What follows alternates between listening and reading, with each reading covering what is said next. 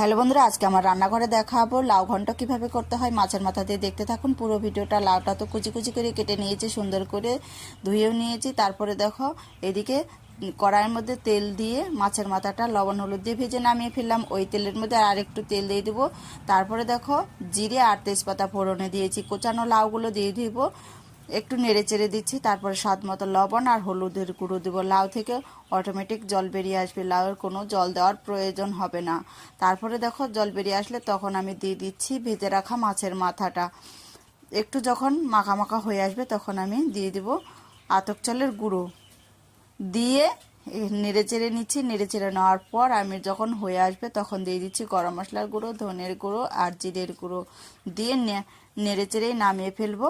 আর ভিডিওটা ভালো লাগলে অবশ্যই সাবস্ক্রাইব, লাইক, কমেন্ট করে পাশে থাকবেন। আর বাড়িতে এইরকম সিম্পল লাউ ঘন্টার রেসিপি করে দেখবেন, অসাধারণ